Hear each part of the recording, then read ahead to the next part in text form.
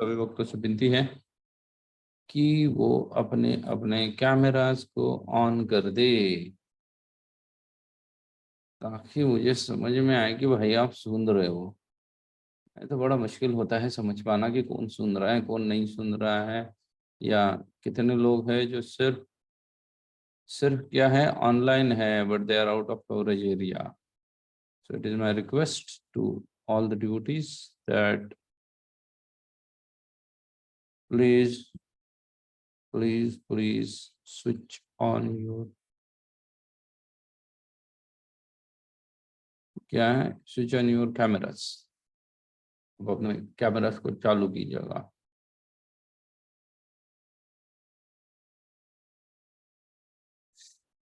सो कौन बता सकता है कि हम पिछला कहाँ तक आए थे?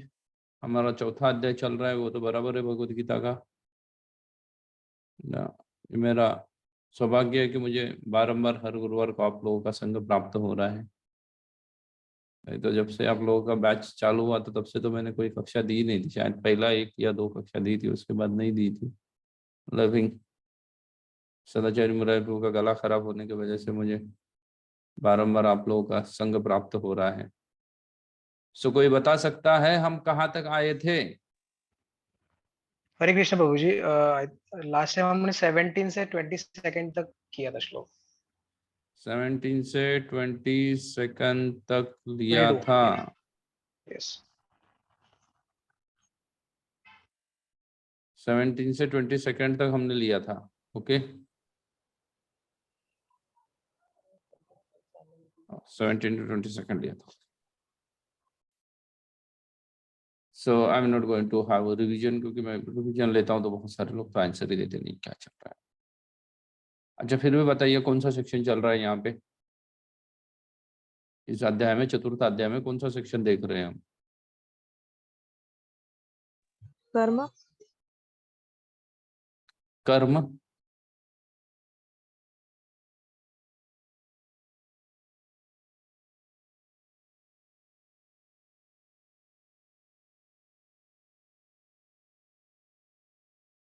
कर्म देख रहे हैं, और किसको क्या कहना है, क्या मीन्स चल रहा है? जैसे कि कर्म विकर्म एंड अकर्म के ऊपर कृष्ण जी हाँ बोल वो रहे देखा था, बराबर है। उसके बाद फिर लाइक कृष्ण जी बता रहे हैं कि लाइक जो भी सेंस ग्रेटिफिकेशन होता है, लाइक चाहे कैसा भी परिस्थिति रहे, वो विदाउट डिटैचमेंट होके जो भी अपना कर्तव्य कर्म करे वो विदाउट अटैचमेंट करे, उसको किसी भी चीज फ्रूटिव एक्शंस के रिलेटेड उसको कोई भी आशा नहीं होना तो चाहिए। उसको क्या तो बोला है कृष्ण ने? कर्म अकर्म विकर्म में कौन सी चीज को वो कृष्ण एक्सप्लेन कर रहे हैं आगे? अकर्म, अकर्म मतलब वो कृष्णा के लिए करे, जो भी करे वो, तो उसमें यस, उसको कर्मों को एक्सप्लेन कर रहे हैं, जो भी करना है कृष्ण के लिए हम्म, करना है उसको भगवान एक्सप्लेन कर रहे हैं। गुड। हम्म, तो अभी 20 और 21 नंबर श्लोक बताया। 20 नंबर श्लोक में भगवान कह रहे तत्वा कर्म फलम संगम नित्य तृप्तो निराश्रया कर्मण्य विप्रवर्तोपि नैव किंचित करोति सः। अपने कर्म फलों की सारी आसक्ति को त्याग कर सदैव संतुष्ट तथा स्वतंत्र रह कर वह सभी प्रकार के कार्यों में व्यस्त रहता है।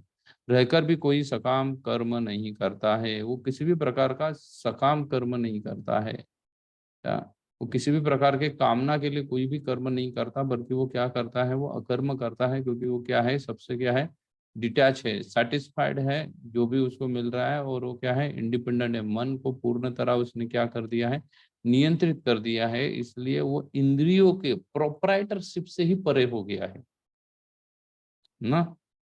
इंद्रियों के सभी स्वतंत्र है, इसलिए वो क्या हो गया है, तो इंद्रियों की जो प्रोप्राइटरशिप है उससे ही स्वतंत्र हो गया है। वो पूर्ण तरह ना वो क्या है, detach from all fruitive activities. किसी भी प्रकार के फल की आसक्ति नहीं कर रहा है वो फल से ही क्या है, पूर्ण तरह से डिटैच है। समझ गए?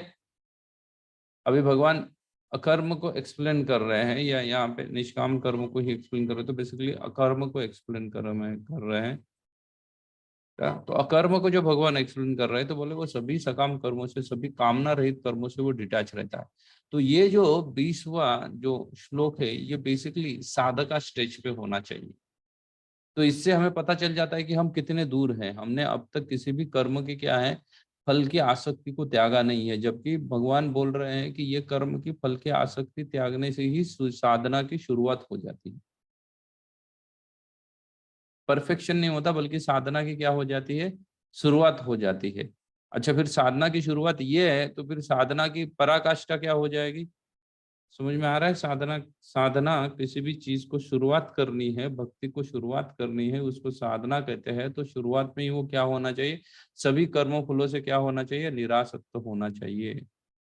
और अगर ऐसा निरासक्त होएगा तो फिर क्या है, उसकी साधना शुरू हो जाएगी। और फिर उसका पराकाष्ठा क्या होगी, तो वो नेक्स्ट श्लोक में बोल रहे हैं, 21 नंबर श्लोक में, निराश्रियत चिंतात्मा तत्वा सर्व परिग्रह शारीरम केवलम कर्म कुर्वन् आप्नोति किल विषम। कौन पढ़ेगा ट्रांसलेशन? Hare Krishna. यस माता। Such a man of understanding acts with mind and intelligence perfectly controlled, gives up all sense of proprietorship over his possessions, and acts only for the bare necessities of life. Thus, working, he is not affected by sinful reactions. Hare Krishna. Yes, तो क्या बोल रहे हैं कि ऐसा अभी वो साधना की पराकाष्ठा कहाँ होगी? साधना तो उसने चालू किया कर्म के फलों को त्याग के, लेकिन बोले पराकाष्ठा कब होगी, जब वो पूर्ण रूपेण ज्ञानमय हो जाएगा और अपने मन और बुद्धि को संयम करेगा, तब उसकी पराकाष्ठा होगी। मन और बुद्धि को पूर्ण रूप से संयम करके क्या कर जाएगा, वो इंद्रियों के पूरा तरह से क्या हो जाएगा, अपनी संपत्ति के सारे स्वामित्व को त्याग देता है और केवल जितना शरीर निर्वाह के लिए है उतना ही उसको क्या करता है, स्वीकार कर देता है। अभी कोई बोलेगा संपत्ति को त्यागना है, मतलब किस चीज को त्यागना है, तो वो समस्त स्वामित्व जहां जहां पे है, संपत्ति मतलब सिर्फ धन नहीं होता है, संपत्ति में सिर्फ धन नहीं आता है, बल्कि आप जहां जहां स्वामित्व जताना चाहते हैं वो हर चीज को त्याग सक देता है। मतलब पोस्ट पोजीशन को भी त्यागना होता है, संपत्ति को त्यागने का मतलब होता है ये सबको वो त्याग देता है, और सिर्फ जितना भी जीवन निर्वाह के लिए आवश्यक है, बेयर नेसेसिटीज को स्वीकार करता है अपने जीवन में, अन्य ज्यादा चीजों के पीछे नहीं भागता रहता। बेयर नेसेसिटीज मतलब इसका होता है कि जरूरत के लिए जितना आवश्यक है, अगर घर परिवार 20,000 25,000 में चल रहा है तो उसका वो 25 लाख करने के पीछे नहीं दौड़ता है। हाँ, वो ये नहीं सोचता है कि अभी बिल्डर ने घर बना के दे दिया, कैसा बिल्डर ने घर बना के दे दिया है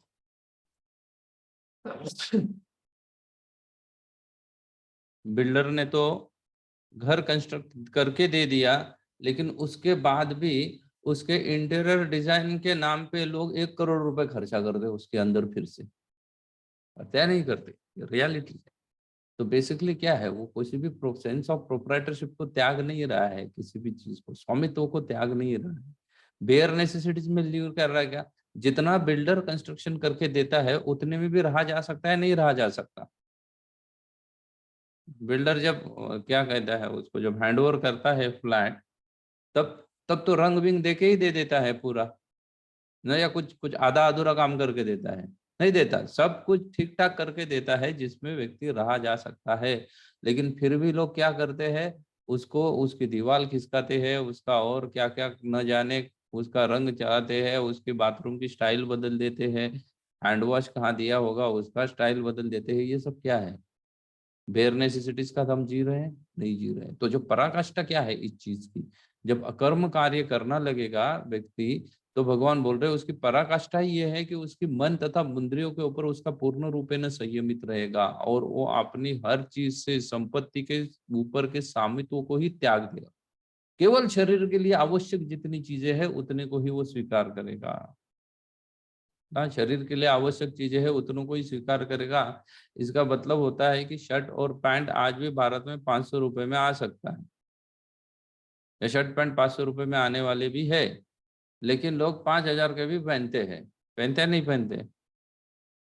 पहनते हैं, 5,000 का भी पहनते हैं। तो मतलब क्या कर रहे हैं, वो बेयर नेसेसिटीज के साथ जी रहे हैं कि अपना जीवन को? नहीं, अपने जीवन को कैसे निर्वाह कर रहे हैं, तो वो अपने जीवन को ज्यादा से ज्यादा क्या कर रहे हैं, खर्चा करके निर्वाह कर रहे हैं, बेयर नेसेसिटीज के साथ नहीं। जितना आवश्यक है जीवित रहने के लिए उतने के साथ नहीं जी रहे हैं। दाल राइस के साथ भी जिया जा सकता है, पिज्जा पास्ता के साथ जीने की कोई आवश्यकता है क्या?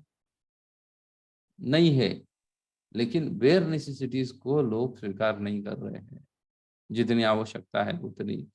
जैसे मैं पिछले कक्षा में बता रहा था, घूमने के लिए तो अन्य गाड़ियां भी है बहुत सारी सरकारी, लेकिन फिर भी कार चाहिए, उसमें भी अलग अलग मॉडल चाहिए, उसमें जितना हायर वर्जन हो सके उतना खरीदने का प्रयास करेंगे, है ना। फिर वो तो मारुति से लेकर रोल्स रॉयल तक, और वहां से लेकर जो भी लैम्बोर्गिनी और कोई जो जितने भी बड़े बड़े ब्रांड है वहां तक लोगों की सोच दौड़ती है। तो ये नहीं है, ये जो पराकाष्ठा है वो व्यक्ति का ऐसा, उसके अंदर ये लक्षण दिखने चाहिए। जिसने अकर्म की पराकाष्ठा को प्राप्त किया है उसके लक्षण ये 21 नंबर श्लोक में भगवान बता रहे हैं। क्लियर? किसी को कोई क्वेश्चन है 21 नंबर श्लोक के ऊपर?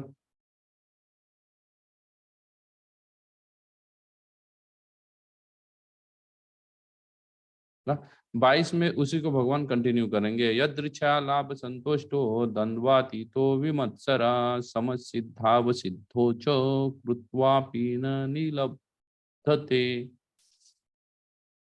We can read the translation. हरे कृष्णा प्रभु जी। हरे कृष्णा। जो स्वतः होने वाले लाभ से संतुष्ट रहता है, जो द्वंद्व से मुक्त है और ईर्ष्या नहीं करता, जो सफलता तथा असफलता दोनों में स्थिर रहता है, वह कर्म करता हुआ भी कभी बनता नहीं। यस, तो और उसकी क्या बता रहे हैं, क्वालिफिकेशन बता रहे हैं। पहले तो क्वालिफिकेशन भगवान ने बता दिया कि वो क्या है, बेयर नेसेसिटी स्वीकार करता है, और उसके बाद बोल रहे हैं जो स्वतः होने वाले लाभ से संतुष्ट है, जो खुद मिल जाए उससे व्यक्ति संतुष्ट रहता है ना, खुद मिल जाए उससे व्यक्ति संतुष्ट रहता है, उसके लिए वो क्या नहीं करता, ज्यादा मेहनत नहीं करता है। जो बेयर नेसेसिटीज है, स्वयं मिल जाए उससे संतुष्ट रहता है। स्वयं मिल जाए इससे संतुष्ट होना आपने देखा होगा, जो भिक्षुकी करते हैं, जो मधुकरी करके जो साधु जीवन बिताते हैं, उनको दान में जो मिला उससे वो क्या रह जाते हैं, संतुष्ट रह जाते हैं ना। जो आसानी से आ जाए उससे संतुष्ट रह जाते हैं ना। आसानी से 10,000 का फोन खरीद सकते हैं, उससे संतुष्ट होते हैं, ना कि पैसा बचा बचा के 60-70 हजार का फोन खरीदने के पीछे पड़ते हैं। ये आसानी से मिलने वाली संतुष्टि होती है ना, उसमें वो क्या होता है, संतुष्ट है। जो द्वंद्व से मुक्त है और ईर्ष्या नहीं करता, जो पूर्णतया द्वंद्व से मुक्त है, डुअलिटी से मुक्त है, उसको किसी भी तरह का क्या नहीं होता है, दिक्कत नहीं हो रही है, द्वंद्व से मुक्त है। द्वंद्व से मुक्त रहना मतलब वो चिंता नहीं करता कि वहां पे रशिया का किसके साथ तो युद्ध चल रहा है, उसका क्या रिएक्शन आएगा वगैरह। ये ऐसे सब द्वंद्व से वो क्या है, वो परे है, उसको इसका कोई परिणाम नहीं होता है, और इसलिए वो किसी की भी ईर्ष्या नहीं करता है, किसी भी प्रकार से ईर्ष्या नहीं करता। जो सफलता और असफलता दोनों में समभाव रखता है, आइदर गेट सक्सेस और फेल्यूर। सक्सेस आने से वो ना ही जाके क्या मिठाइयाँ बांटता है, और फेल्यूर आने से रोता नहीं रहता है, दोनों में समा रहता है, स्थित रहता है। वह कर्म करता हुआ भी बंधन से बंधता नहीं है। भगवान बोल रहे ऐसा व्यक्ति कोई कर्म कर भी रहा है फिर भी वो क्या है, उस कर्म से बंधता नहीं है, उन कर्मों का उसके ऊपर कोई असर नहीं होता है, क्योंकि वो कर्म कर तो रहा है लेकिन वो क्या कर रहा है, ये सभी से मुक्त है। इसलिए वो कर्म करते हुए भी उस कर्मों का उसके ऊपर किसी भी प्रकार का रिएक्शन नहीं आता है, वो उससे क्या है, उससे परे है वो। लेकिन हम हमारे जीवन में ये तो पराकाष्ठा है, हमें यहाँ तक पहुंचना है। तो फिर अभी हमें सोचना पड़ेगा कि हम कहाँ पे अटके हुए हैं और कितना दूर तक पहुंचना है। और अगर इतने दूर तक पहुंचना है तो फिर हम कब पहुंच पाएंगे, इतने दूर तक कितनी मेहनत करनी पड़ेगी इतने दूर तक जाने के लिए। इतने दूर तक जाने के लिए क्या क्या मेहनत करनी पड़ेगी। देन भगवान आगे कंटिन्यू कर रहे हैं। गतसंगस्य मुक्तस्य ज्ञानवस्थित चेतसः यज्ञायाचरतं कर्म समग्रं प्रविलीयते। मनीष प्रभु पढ़िएगा। जो पुरुष प्रकृति के गुणों के प्रति अनासक्त है और जो दिव्य ज्ञान में पूर्णता स्थित है, उसके सारे कर्म ब्रह्म में लीन हो जाते हैं। यस, जो प्रकृति के सभी गुणों से क्या है, अनासक्त है। प्रकृति के गुण कौन कौन से हैं?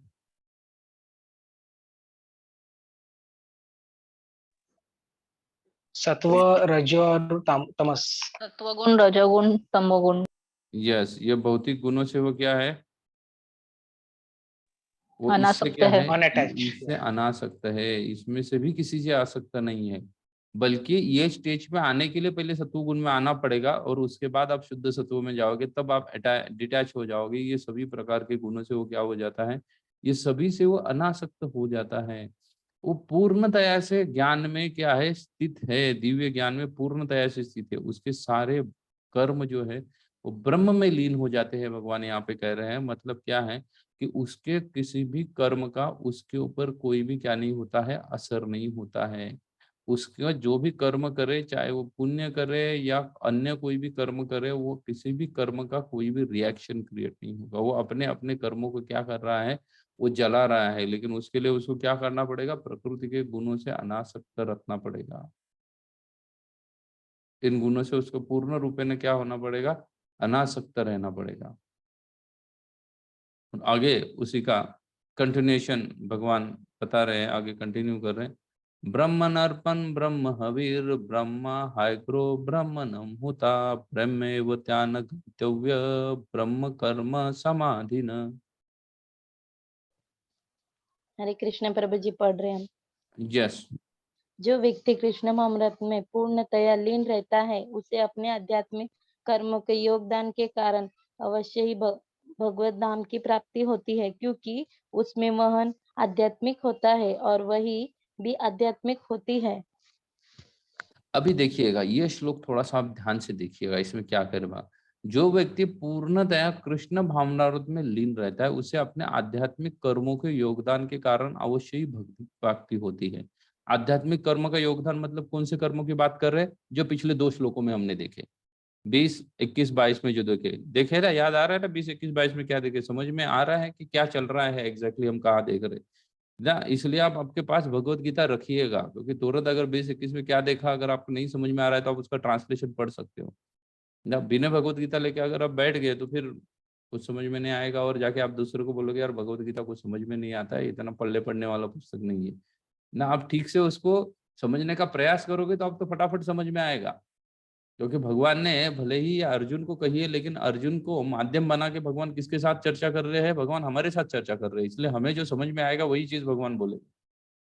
तो पिछले जो श्लोकों में बताया, ये चीजों की तरह कोई अगर पूर्ण रूपे न आध्यात्मिक कर्म करेगा, क्योंकि उसको आध्यात्मिक कार्य बोले गए हैं, योगदान के कारण उसको अवश्य ही क्या प्राप्ति होगी, भगवत प्राप्ति हो जाएगी, उसको मुक्ति प्राप्त हो जाएगी ना। इस चैप्टर का नाम ही दिव्य ज्ञान है, तो बेसिकली इसमें भगवान ज्ञान योग को बता रहे हैं, बार बार ज्ञान के बारे में इसलिए चर्चा करेंगे। बोलेंगे उसको क्या हो जाएगा, अध्यात्म की आवश्यकता प्राप्त हो जाएगी ऐसे कर्म करने के, क्योंकि उसके हवन आध्यात्मिक था और उसका हवि भी आध्यात्मिक, उसकी इच्छाएं भी आध्यात्मिक थी और उन इच्छाओं को पूर्ति करने का मार्ग भी आध्यात्मिक था। हवन और हवि का मतलब, अगर आपने कभी यज्ञ देखा होगा तो यज्ञ को हवन किया जाता है, उसके अंदर अग्नि प्रज्वलित की जाती है और उसके अंदर वो डालते रहते हैं, कुछ धान होता है और भी कई सारी चीजें होती हैं, उसको हवि कहा जाता है। हवन हो गया और उसके अंदर जो चीजें चढ़ाई जा रही है उसको क्या कहा जाता है, तो उसको हवि कहा जाता है। और बोला गया है कि ये दोनों क्या है, हवन और हवि दोनों उसके आध्यात्मिक है। उसका हवन भी आध्यात्मिक है, उसके हवि भी आध्यात्मिक है, क्योंकि वो दोनों आध्यात्मिक कार्य कर रहा है। अभी यहाँ पे थोड़ा सा भगवान टर्निंग ले लेंगे। कैसे टर्निंग ले लेंगे, अभी जैसे भगवान ने यहाँ पे, आप इसके पहले 23 नंबर श्लोक में भी देखो, दूसरी लाइन श्लोक की है, यज्ञ या चरताम कर्म समग्रम प्रविलीयते। हाँ, उसके समस्त यज्ञ जो है वो किसके लिए है, वो कृष्ण के लिए करता है। यज्ञ आचरता, यज्ञ मतलब वो जो कार्य करता है, वो हर कार्य को यज्ञ कहा जाता है। हमारा माइंड में सिर्फ इतना ही है कि यज्ञ मतलब उसमें अग्नि प्रज्वलित होनी चाहिए, हवन कुंड होना चाहिए, उसमें अग्नि प्रज्वलित हो, इसको यज्ञ करते हैं। ऐसा नहीं होता है, यज्ञ कई सारे प्रकार के होते हैं ना। तो यज्ञ कई सारे प्रकार के होते हैं, तो ये व्यक्ति ऐसा यज्ञ कर रहा है, यज्ञान अचरताम, ये यज्ञ कर रहा है, वास्तव में अपने मन को आदि को क्या कर रहा है, नियंत्रित कर रहा है, वो यज्ञ कर रहा है। और अभी यहाँ पे भी फिर यहाँ पे यज्ञ की चर्चा आई, और 24 नंबर श्लोक में फिर से यज्ञ की चर्चा आई। ब्रह्म हविर ग्रहाम, हवि मतलब क्या है कि वो यज्ञ में डालने वाली चीज है, वो भी ब्रह्म हो जाती है और उसके कार्य भी ब्रह्म हो जाते हैं। तो फिर से यज्ञ की चर्चा आई है। समझ में आ रहा है, समझ में आ रहा है ना आप लोगों के, या कुछ कंफ्यूजन लग रहा है? यज्ञ के भगवान बोल रहे हैं कि ये जो कार्य वो कर रहा है ना, कौन सा कार्य है, जो कहाँ बताया गया है, 20, 21, 22 में जो बताया गया, जिस तरीके से वो ये इंद्रियों को नियंत्रित करेगा, जिस तरीके से वो इंद्रियों से उत्पन्न होने वाली हर चीज के ऊपर की प्रोप्राइटरशिप ही छोड़ देगा, जो उसको मिला उसी में वो संतुष्ट रह जाएगा, ये सभी कार्य है वो यज्ञ के समान है, और इससे उसको क्या मिल जाएगी, मोक्ष प्राप्त हो जाएगा। तो यज्ञ की बात छेड़ी भगवान। क्लियर? यज्ञ की बात भगवान ने छेड़ी है, उसको यज्ञ बताया। अभी भगवान ने जब यज्ञ की बात छोड़ी है, भगवान is a best narrator, orator, speaker, motivator, जो भी आप कहिए, उसका जो वक्ता रहता है, भगवान सबसे बेस्ट वक्ता है। वक्ता की एक बहुत ही खूबी रहती है, और वो ये खूबी रहती है कि वक्ता अपने श्रोता के मन को भांप लेता है, जब वो क्या कर रहा है, जब वो चर्चा कर रहा है, जब वो बोल रहा है, तब उसको, वक्ता को पूर्ण रूपे ने ये पता होता है कि ये जो श्रोता मेरे सामने बैठा हुआ है, जो क्या कर रहा है, ध्यान पूर्वक सुन रहा है।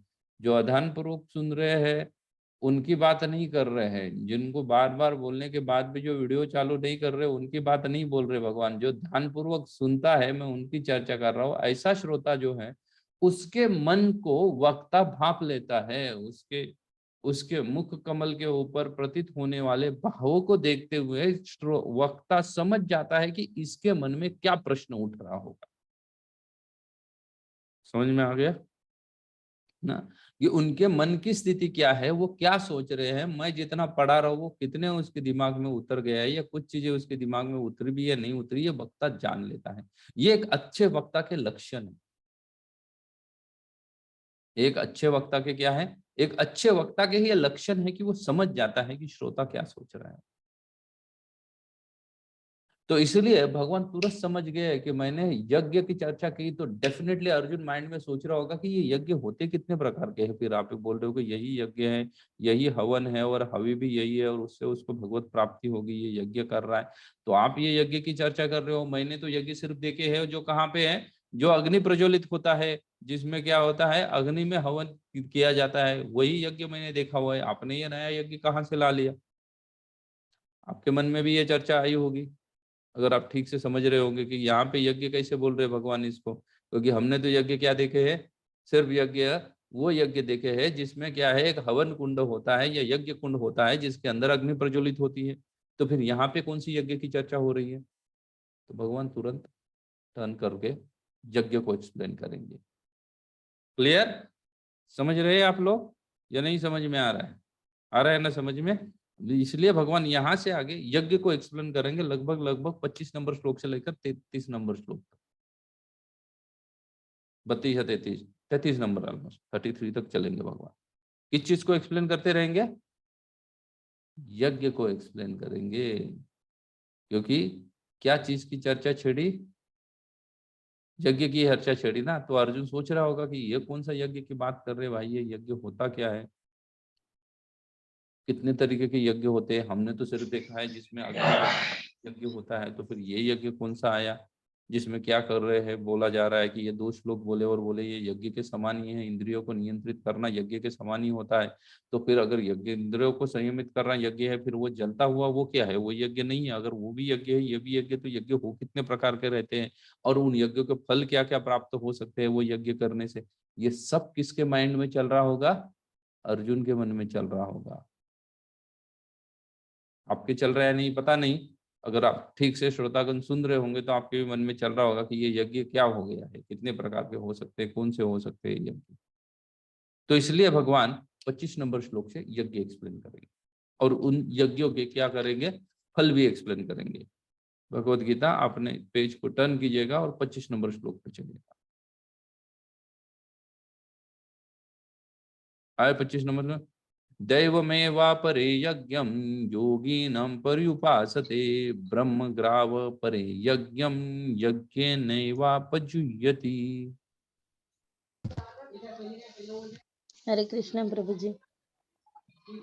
यस। कुछ योगी कुछ योगी भिन्न प्रकार के यज्ञों द्वारा देवताओं की भली भांति जान पूजा करते हैं, और कुछ परब्रह्म रूपी अग्नि में आहुति डालते हैं। देखिएगा, भगवान ने चालू ही कर दिया कि कुछ योगी जन होते हैं, वो क्या करते हैं, किसके लिए वो करते हैं, तो वो कह रहे हैं कि वो देवताओं की भली भांति पूजा करके यज्ञ करते हैं। तो वो यज्ञ कर रहे हैं, इंद्रिय आदि नियंत्रित कर रहे हैं, लेकिन किसके लिए कर रहे हैं? देवताओं को क्या करने के लिए? देवताओं को प्रसन्न करने के लिए वो ये सब कार्य कर रहे हैं, देवताओं को प्रसन्न करने के लिए। कोई भगवान को प्रसन्न करने के लिए नहीं कर रहे, वो किस लिए कर रहे हैं? बहुत सारे लोग देवताओं को प्रसन्न करने के लिए कर रहे हैं। तो ये भी एक प्रकार का यज्ञ ही है, अर्जुन भगवान बोल रहे हैं, जिनके द्वारा देवता प्रसन्न हो जाते हैं। वो ऐसा ही कार्य करेंगे, मन को नियंत्रित करेंगे, इंद्रियों को नियंत्रित करेंगे, लेकिन करेंगे किसके लिए? देवताओं को प्रसन्न करने के लिए करेंगे। बहुत सारे जो ब्लैक मैजिशियन होते हैं ना, जिसको तंत्र शास्त्र कहा जाता है, भी शास्त्र ही है तंत्र शास्त्र। शास्त्र में कई सारे विभाग होते हैं, उसमें से वो तंत्र शास्त्र है। तो तंत्र शास्त्र विधि को अगर आप देखेंगे तो तंत्र शास्त्र विधि में भी ब्रह्मचार्य आदि का पालन किया जाता है। तांत्रिक जो रहते हैं, रियल तांत्रिक, फेक तांत्रिक आजकल ज्यादा हो गए हैं, इसलिए रियल तांत्रिक मिलते नहीं है, लेकिन वो ब्रह्मचार्य आदि का पालन करते हैं। और लेकिन वो पालन करने के पीछे उनका उद्देश्य क्या रहता है? किसकी प्रसन्नता के लिए किया जाता है ये सब? तो उसके उद्देश्य उनका यही है कि प्रसन्नता किसको करना है? तो उनको प्रसन्न करना है देवताओं को प्रसन्न, ताकि उनको तंत्र शक्ति और मिल जाए, अन्य कोई उनका उद्देश्य नहीं है। और कुछ जो है वो ब्रह्म ग्रव प्रेम यज्ञम यज्ञ नेवाम प्रजुयति, वो ब्रह्म में लीन होने के लिए अग्नि में आहुति डालते हैं। तो बेसिकली ये दोनों जो है, जो देवताओं को ये करने के लिए, प्रसन्न करने के लिए, या ब्रह्म में लीन होने के लिए जो भी कार्य कर रहे हैं, ये सभी लोग ये किस में आहुति डालते हैं? अग्नि में आहुति डालते रहते हैं। क्लियर? ये यज्ञ की बात चल रही है। भगवान डेमी गॉड्स जो है, देवी देवताओं को प्रसन्न करने के लिए कई सारे प्रकार के यज्ञ किए जाते हैं, कई सारे प्रकार के यज्ञ किए जाते हैं। और उन यज्ञ को क्या किया जाता है? जिससे देवता प्रसन्न हो जाते हैं। वैसे भगवान विष्णु के लिए भी यज्ञ किया जाता है, और देवताओं को प्रसन्न के लिए भी यज्ञ किया जाता है, इंद्रिय प्राप्ति के लिए भी यज्ञ किया जाता है। एक्चुअली यज्ञ हमारे जीवन का हिस्सा है। हाँ, उसके बिना इवन भौतिक भोग ऐश्वर्य भी नहीं मिल सकते। इसलिए 4 पुरुषार्थ कहा गया है। 4 पुरुषार्थ मतलब जो कार्य पुरुषों ने करने चाहिए, उनको पुरुषार्थ बोला जाता है। तो 4 प्रकार के पुरुषार्थ जब बोले गए हैं, उन पुरुषार्थों में अगर आप देखेंगे, कौन बताएगा 4 पुरुषार्थ कौन थे, कौन से हैं? अर्थ धर्म काम मोक्ष। तो वही क्या? अर्थ धर्म काम मोक्ष। धर्म, अर्थ, काम, मोक्ष। ये 4 चतुर्थ पुरुषार्थ ही। चतुर्थ पुरुषार्थ का मतलब ही होता है कि उन एक्टिविटीज या वो चीजें जिसको किसने करना चाहिए? पुरुष ने करना चाहिए। जिसको पुरुष ने करना चाहिए उसको पुरुषार्थ कहा जाता है, उन एक्टिविटीज को। तो अर्थ कहाँ से प्राप्त होगा बोला गया है? पहले तो धर्म करना चाहिए, धर्म से ही अर्थ प्राप्त होगा, तो वो भी यज्ञ हो गया। अर्थ प्राप्ति के लिए भी क्या करना है? उसको यज्ञ करने की आवश्यकता है, या धर्म करने की आवश्यकता है। वो धर्म करेगा तभी उसको अर्थ की प्राप्ति होगी। अगर धर्म नहीं कर रहा है तो अर्थ की प्राप्ति बहुत ही मुश्किल सी चीज है। तो फिर कोई पूछेगा कि प्रभु जी ऐसा कैसे बोल रहे हैं? लेकिन ज्यादा तो रिच धनी लोग जो है संसार के, वो तो सभी अमेरिका में रह रहे हैं, वो कौन सा यज्ञ कर रहे हैं? फिर भी उनके पास अर्थ ज्यादा है, बोल सकते हैं ना कोई। लेकिन अर्थ का मतलब ये नहीं होता कि शेयर मार्केट में किसके शेयर ज्यादा बढ़े हुए, किसके शेयर का ज्यादा है। अर्थ का मूलतः ये क्या है? ये उसका मतलब ही होता नहीं है। वो तो अर्थ जिसको हम समझ रहे हैं वो वास्तव में अर्थ नहीं। अर्थ एक बहुत बड़ी संज्ञा है, बहुत बड़ी कंसेप्ट है, जिसके अंदर कई सारी चीजें आ सकती है ना। अर्थ मतलब सिर्फ धन नहीं होता है। वो जो काउंट करके बोल रहे हैं कि ये सबसे धनी व्यक्ति है वगैरह, तो वो धनी है मतलब क्या है? सिर्फ धन उसके पास ज्यादा है। लेकिन अर्थ में कई सारी चीजें आती है। कई कौन कौन सी चीजें आती है? तो अर्थ में मन की शांति, शरीर का सुख, धन, और रिलेशन कैसा है तुम्हारा, ये सभी आता है उसमें। जिसको जनरली मटेरियलिस्टिक लोग क्वेश्चन कहते हैं, physical question, emotional question, intellectual question. सुना होगा ये कभी? आजकल ये सब बहुत सारी चीजें पढ़ाई जा रही हैं ना, कि उसका शरीर कैसा है, उसके मन की अवस्था कैसी है ना, उसका वो किस प्रकार का ज्ञान प्राप्त कर रहा है, एजुकेशन किस प्रकार का प्राप्त कर रहा है, और उसके साथ साथ क्या है, वो कितने लोगों की भावनाओं को समझ पा रहा है ना, ये सब ठीक ठाक चले उसको अर्थ बोला जाता है। प्रभु जी, कैन यू रिपीट? अर्थ मन की शांति, धन शरीर का स्वस्थ होना और भावनाओं को समझना। तो ये सबका सब क्या कहा जाता है, इसको सबको अर्थ कहा जाता है। अर्थ मतलब सिर्फ धन नहीं होता है, नहीं तो कई कबार किसी के पास बहुत सारा भौतिक संसार का एजुकेशन हो भी, लेकिन फिर भी उसके जीवन में सुख शांति नहीं हो सकती है। तो उसके पास कई सारा धन हो के भी हम नहीं बोल सकते कि इसको अर्थ की प्राप्ति हुई है। उसको वैदिक भाषा में अर्थ प्राप्ति नहीं बोला जाएगा, उसके पास कुछ भी नहीं है ऐसा ही समझा जाएगा। जैसे कई सारे लोग थे जिनका क्या हो जाता है, बहुत धनी होते हैं, फिर उनका बीवी के साथ डाइवोर्स हो जाता है और आधा धन बीवी लेके जाती है, आधा इसके पास रहता है, या ऐसा ही कुछ होता है। तो फिर क्या कहेंगे, उसको अर्थ प्राप्ति हुई थी? नहीं प्राप्ति होती। अगर उसका अर्थ प्राप्ति होती तो उसकी शादी पूरा जीवन के अंत तक चलनी चाहिए। देवताओं की कृपा से उसको धर्म से उसको अर्थ प्राप्ति नहीं हुई, उसने ऐसा ही कुछ तो धन कमा लिया है टैक्स फिक्स ना भरते हुए या जैसे तैसे, लेकिन अर्थ प्राप्ति हुई ऐसा नहीं बोला जा सकता उसको। हाँ, तो भगवान को, देवताओं को प्रसन्न किया जाता है अर्थ प्राप्ति होने के लिए, और इसलिए वो यज्ञ करता है। वो एक प्रकार का यज्ञ है जिसमें वो देवताओं को प्रसन्न कर रहा है, मतलब धर्म कर रहा है, ताकि धर्म से उसको अर्थ की प्राप्ति हो जाए। नहीं तो जीवन में कई सारी समस्याएं आ सकती हैं, उन समस्याओं का वो किसी के पास सॉल्यूशन नहीं होता है। वो समस्या ना ही आए जीवन में उसको अर्थ कहा जाता है, या वो समस्याएं कितनी कम आ जाए जीवन में, खास करके जन्म मृत्यु जरा व्याधि, इसको जितना कम किया जा सकता है। जन्म मृत्यु अटल तो है, लेकिन आयु बढ़ाने के लिए भी प्रयास किया जाता है। आगे बोलेंगे, इसी सेक्शन में आगे बोलेंगे आयु के ऊपर। क्लियर? नेक्स्ट श्लोक 26 नंबर श्लोक में देखिए क्या। हरे कृष्ण प्रभु जी। हाँ जी प्रभु। प्रभु जी, एक छोटा डाउट था प्रभु जी। इसमें बोला कि इसमें दोनों टाइप के लोगों को योगी बोला गया है, जो कि देवताओं की पूजा कर रहे हैं और दूसरा जो कि परम ब्रह्म कृष्ण की पूजा कर रहे हैं या फिर उनके लिए काम कर रहे हैं। तो दोनों को योगी क्यों बोल रहे हैं प्रभु जी? योग का मतलब ही होता है जोड़ना। यस प्रभु जी। हाँ, तो आप अपने आप को आपसे जो सुपीरियर पावर है उसके साथ जोड़ने का प्रयास कर रहे हो तो उसको योगी कहा जाएगा। तो चाहे परब्रह्म के साथ जोड़ने का प्रयास करो या देवी देवताओं के साथ जोड़ने का प्रयास करो, दोनों सिचुएशन में उसको योगी कहा जाएगा। आजकल तो चीफ मिनिस्टर बनते हैं उनको भी योगी कहा जाता है, लेकिन वो नहीं था तब का सिचुएशन। योगी उसको कहा जाता है जो अपने आप को क्या करता है, अपने से किसी हायर एनर्जी, हायर सुपीरियर देवताओं के साथ जोड़ने का प्रयास करता है, उसको योग कहा जाता है। क्लियर? आगे 26 नंबर श्लोक। श्रोतादिनी निद्रायाग्ने संयमाग्निय जुह्यति शब्दादिग्निशयानज्ञ इंद्रियाग्निय जुह्यति। Who can read?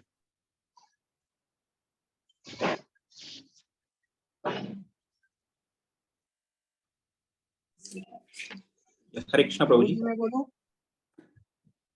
पढ़िए कोई पढ़िए फटाफट।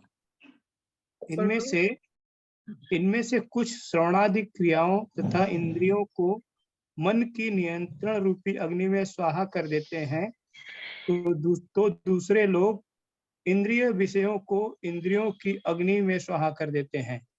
देखो अभी यहाँ पे दो लोगों के बारे में चर्चा हुई है। श्रोतादिनीन्द्रियाग्नि, श्रोतने से, श्रवण करने से वो अपने इंद्रियों को क्या करते हैं, पूर्ण तरह से नियंत्रित कर देते हैं। श्रवण आदि क्रियाओं से इंद्रियों और मन को नियंत्रित रूप से अग्नि में स्वाहा करते रहते हैं। ये ब्रह्मचारी के लिए कहा गया, क्योंकि श्रवण कार्य करना, सुनते रहना, शास्त्र को सुनना या पठन करना, ये ब्रह्मचारी का मुख्य कार्य है। इसलिए उसके बारे में यहाँ पे चर्चा हो रही कि वो क्या कर रहा है, श्रवण आदि करके कंटिन्यूअसली शास्त्र सुन के कि इंद्रिय कैसे हमें धोखा दे सकते हैं, उनको कैसे नियंत्रित करना चाहिए, ऐसा कर सुन के इंद्रियों को नियंत्रित कर देता है, उसको कहता है वो श्रवण इंद्रिय कर रहा है। उसके लिए कहा जाता है कि उसका ब्रह्मचारी का कर्ण जो है, ये जो कान है वो यज्ञ कुंडल है, और उसके अंदर वो आहुति किसकी दे रहा है, शास्त्र श्रवण की आहुति दे रहा है, और उससे उसको क्या प्राप्त होगा, उसकी इंद्रिया आदि क्या हो जाएगी, संयमित हो जाएगी। इंद्रियों और मन को नियंत्रित रूपी अग्नि में स्वाहा करते देता है। अग्नि कौन सी है, नियंत्रण करना इनके ऊपर, मन और इंद्रियों के ऊपर नियंत्रण करना, ये क्या है, ये अग्नि है। और वो क्या कर रहा है, उसके अंदर किसको स्वाहा कर रहा है, इंद्रियों की जो इच्छा है उसको वो स्वाहा करते जा रहा है। किसके माध्यम से, श्रवण आदि माध्यम से। क्लियर। लेकिन दूसरी ओर जो ये नहीं कर पा रहा है ब्रह्मचारित्व का पालन, तो वो क्या कर रहा है, तो वो कह रहे हैं वो नियमित रूप से इंद्रिय विषयों को इंद्रियों की अग्नि में स्वाहा कर रहे हैं। दूसरे लोग क्या कर रहे हैं, इंद्रिय विषयों को इंद्रियों की अग्नि में स्वाहा कर रहे हैं। मतलब ये तो पूर्ण रूप ने श्रवण कर करके क्या कर रहा है, इंद्रियों के ऊपर नियंत्रण कर दिया। लेकिन दूसरे फिर गृहस्थों की चर्चा हो रही है, बोले वो भी इंद्रियों को नियंत्रित कर रहे हैं। कैसे इंद्रियों को नियंत्रित कर रहे हैं, कैलकुलेटेड, या उसको अन्य तरीके से बोला जाता है कि लिमिटेड इंद्रिय तृप्ति करके। उन्होंने इंद्रिय तृप्ति तो कर रहे हैं, लेकिन उन्होंने क्या कर दिया है, इंद्रियों को क्या नहीं कर दिया है, खुला नहीं छोड़ दिया है, इंद्रियों को खुला नहीं छोड़ दिया है।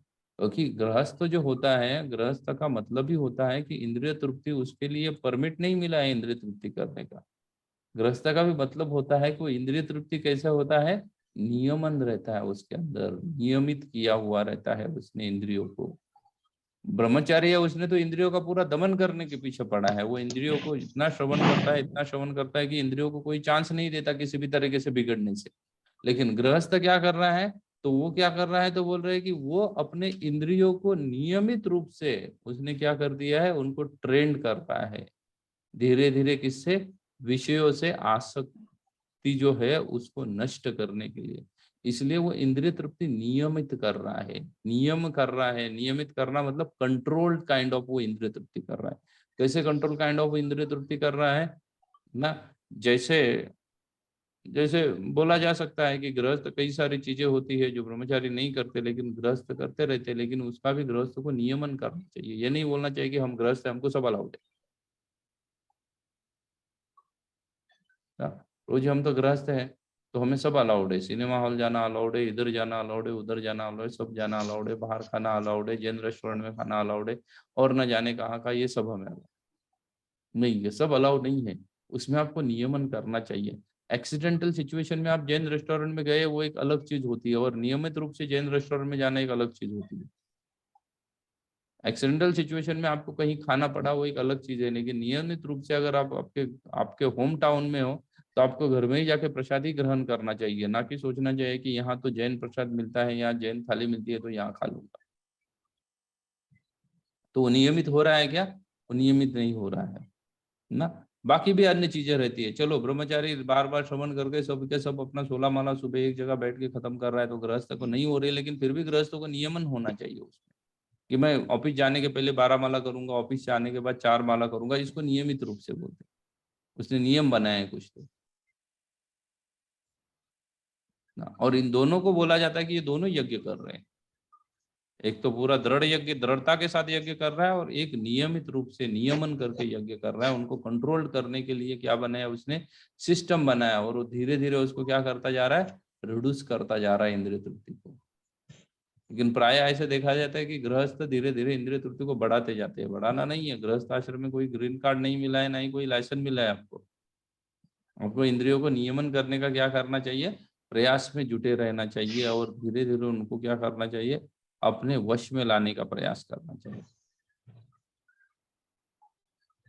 ये कौन सा था, 28 नंबर का श्लोक था ना।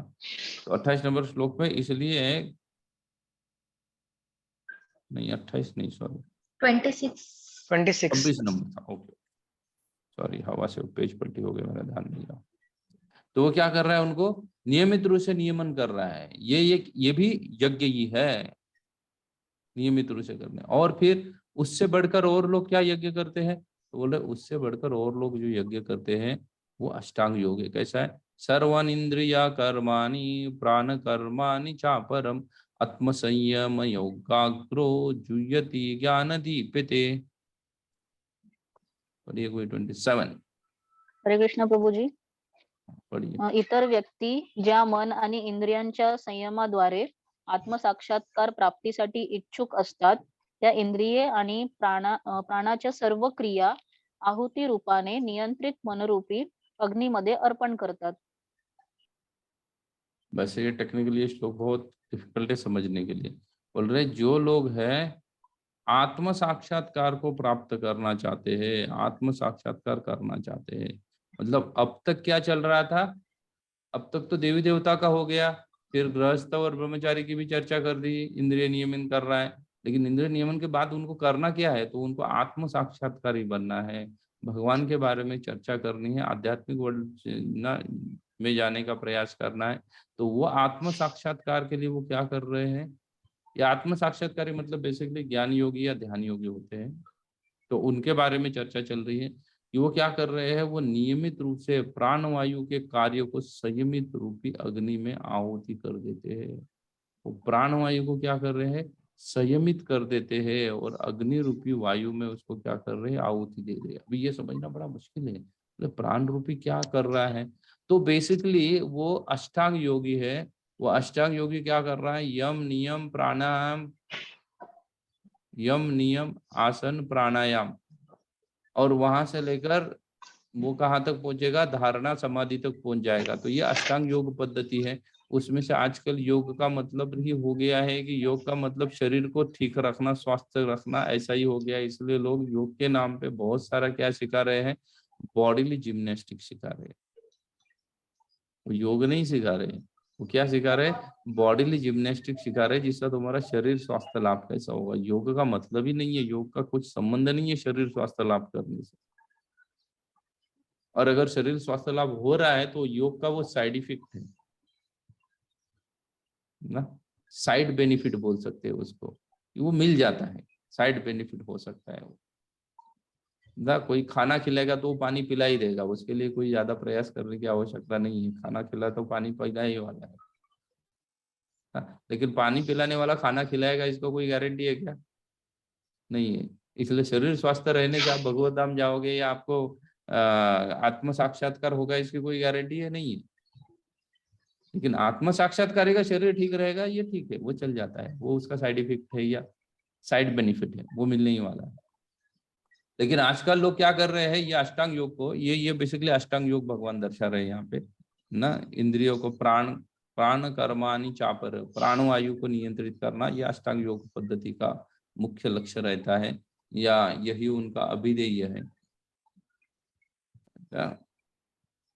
यही उनका अभिधेय, यही उनकी प्रोसेस है जिसके द्वारा वो आत्म साक्षात्कारी बनना चाहते हैं। तो ये उनकी जो प्रोसेस है जिसके द्वारा वो आत्म साक्षात्कारी बनना चाहते हैं। तो ये अष्टांग योगी में अब तक सिर्फ क्या बचा है? अभी योग का मतलब ही रह गया है कि ये